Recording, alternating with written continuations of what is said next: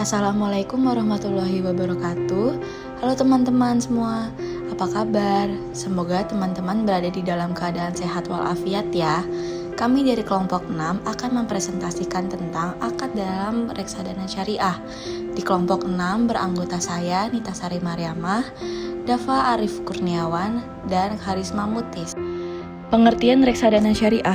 Dalam fatwa MUI disebutkan bahwa reksadana syariah adalah reksadana yang beroperasi menurut ketentuan dan prinsip syariah Islam, baik dalam bentuk akad antara pemodal sebagai pemilik harta dengan menjalankan usaha kerjasama antara pemilik modal dengan pekerja, manajer investasi sebagai wakil sahib almal, maupun antara manajer investasi yang sebagai sahib almal dengan pengguna investasinya.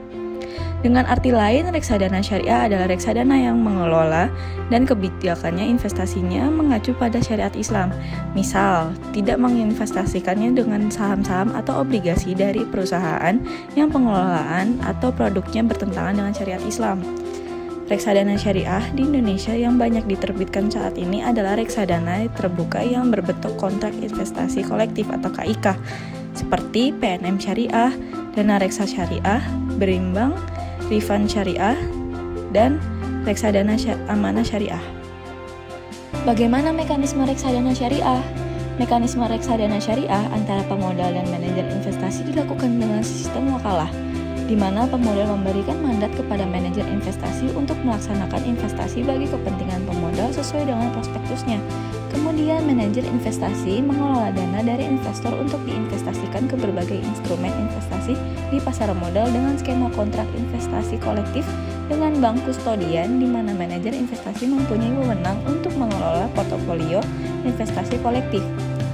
Bank kustodian diberikan wewenang untuk melaksanakan penitipan kolektif, sedangkan antara manajer investasi dan pengguna investasi dilakukan dengan sistem mudharabah, yaitu pembagian keuntungan antara pemilik modal yang diwakili oleh manajer investasi dan pengguna investasi berdasarkan proporsi yang telah disepakati.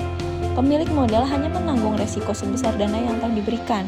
Manajer investasi tidak menanggung resiko kerugiannya, kecuali terjadi karena kelalaiannya. Bagaimana cara menentukan dan bagi hasil investasi reksadana syariah? Penentuan dan pembagian hasil investasi berdasarkan fatwa MUI bab 5 pasal 2 yaitu A. Hasil investasi yang diterima dalam harta bersama milik pemodal dalam reksadana syariah akan dibagikan secara proporsional kepada para pemodal. C. Hasil investasi akan dibagikan harus terhindar dari unsur non-halal. C. Penghasilan investasi yang diterima oleh reksadana syariah adalah 1. Dari saham dapat berupa dividen, rights, dan capital gain. 2. Dari obligasi yang sesuai dengan syariat berupa bagi hasil yang diterima secara periodik dari laba emiten. 3. Dari surat berharga pasar uang yang sesuai dengan syariat dapat berupa bagi hasil yang diterima dari user. 4. Dari deposito dapat berupa bagi hasil yang diterima dari bank-bank syariah. E. Hasil investasi yang harus dipisahkan yang berasal dari non-halal akan digunakan untuk kemaslahatan umat, yang penggunanya ditentukan kemudian oleh Dewan Syariah Nasional serta dilaporkan secara transparan. Selanjutnya adalah penerapan akad dalam reksadana syariah. Secara istilah fikih, akad ialah kesepakatan antara pihak ijab dan pihak kabul yang sesuai dengan tuntunan syariah berlandasan pada keridhaan antara kedua pihak. Sedangkan jamhur ulama mendefinisikan akad sebagai pertalian antara ijab dan kabul yang dibenarkan oleh syarah yang menimbulkan akibat hukum terhadap objeknya. Akad yaitu pertemuan ijab dan kabul dua pihak atau lebih yang memunculkan hukum pada objeknya. Investasi reksadana syariah ada 3 akad muamalah yang terhimpun, diantaranya yang pertama, wakalah bil ujrah. Salah satu jenis wakalah yang digunakan dalam penerapan investasi reksadana syariah adalah akad wakalah bil ujrah.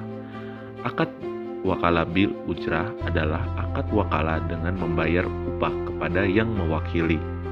Yang kedua adalah al-bai.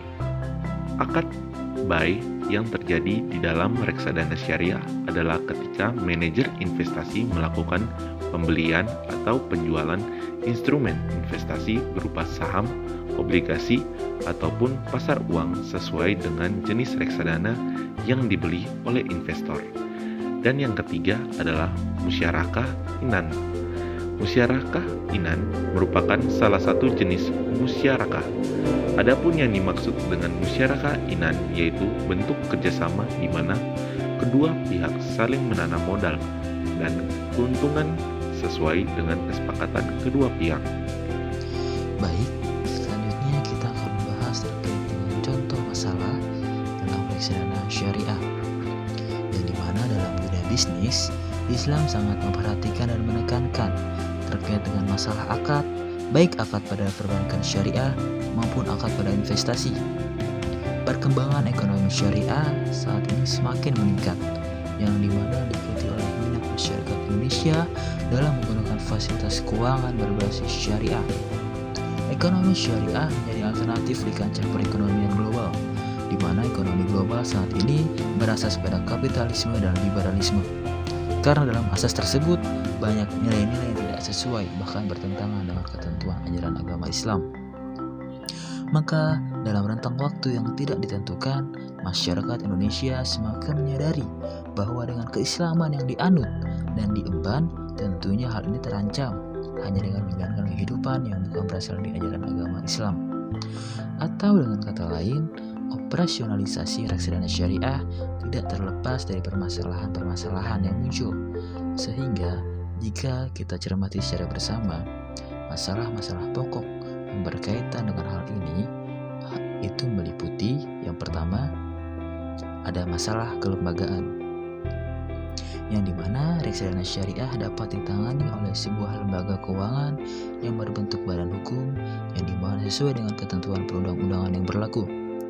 Lembaga badan hukum seperti memang belum dikenal selama ini dalam peristilahan fikih klasik. Tetapi badan hukum tersebut tidak bebas dari hukum takhlifi, karena pada hakikatnya badan hukum tersebut merupakan gabungan dari para pemegang saham yang masing-masing terkena taklif. Kemudian yang kedua ada hubungan investor dengan lembaga, di mana hubungan antara investor dengan lembaga akan diikat dengan akad. Yang berkaitan dengan hal ini ada beberapa alasan, diantaranya alasan pertama, akad antara investor dengan lembaga hendaknya dilakukan dengan sistem mudharabah atau qirot. Dengan demikian, mudharabah atau qirot disepakati bolehnya dalam syariah oleh 4 mazhab fikih Islam. Yang kedua, atau alasan kedua, di dalam reksadana syariah terjadi jual beli saham, atau dalam ayat Al-Quran sudah mengatakan bahwa praktik jual beli dihalalkan oleh Allah. Dalam hal ini, Ibnu Qudamah mengatakan jika salah seorang dari yang berkongsi membeli bagian atau saham temannya dalam perkongsian, hukumnya boleh karena ia membeli hak orang lain. Kemudian yang ketiga adalah kegiatan investasi reksadana syariah. Di dalam melakukan kegiatan investasi, ada beberapa hal yang perlu diperhatikan oleh manajer investasi, yaitu yang pertama, dalam melakukan kegiatan investasi reksadana syariah, dapat melakukan apa saja sepanjang tidak bertentangan dengan syariah. Perlu diingat, di antara investasi tidak halal yang tidak boleh dilakukan adalah investasi dalam bidang perjudian, pelacuran, pornografi, makanan, dan minuman yang haram, lembaga keuangan ribawi, dan lain-lain yang ditentukan oleh Dewan Pengawas Syariah, atau dalam hal ini adalah DPS. Poin kedua, akad yang dilakukan oleh reksadana syariah dengan emiten dapat dilakukan melalui mudharabah, musyarakah, atau dengan jual beli atau buy. Kemudian kesimpulannya, reksadana syariah bukan hanya sebuah produk dengan label agama, tapi dari bermakna membangun diri dengan integritas, kejujuran, dan kesantunan, yang dimana mekanismenya benar-benar menerapkan prinsip syariah. Sehingga apabila dilakukan marketing komunikasi yang terpadu, reksadana syariah menjadi sangat bernilai bagi masyarakat. Implementasi akad wakalah dan mudharabah menegaskan bahwa ketika akad wakalah dijalankan, permodalan pertama kali dimulai melalui investor yang dimana menitipkan dananya kepada manajer investasi. Kemudian dilaksanakanlah sebuah kontrak yang disepakati hingga manajer investasi mendapatkan fee dari investasi tersebut. Kemudian perkembangan ekonomi syariah semakin meningkat, diikuti minat masyarakat Indonesia untuk menggunakan fasilitas keuangan berbasis syariah. Ekonomi syariah menjadi alternatif di kancah perekonomian global, di mana ekonomi global tersebut berasas kapitalisme dan liberalisme. Poin terakhirnya adalah karena dalam asas tersebut banyak nilai-nilai yang tidak sesuai, bahkan bertentangan dengan ketentuan Islam, maka dalam rentang waktu yang tidak ditentukan, masyarakat Indonesia semakin menyadari bahwa dengan keislaman yang dianut dan ditemban terancam hanya dengan menjalankan kehidupan yang bukan berasal dari agama Islam. Demikian presentasi dari kelompok kami. Mohon maaf apabila ada kesalahan. Wabillahi taufiq wal hidayah. Wassalamualaikum warahmatullahi wabarakatuh.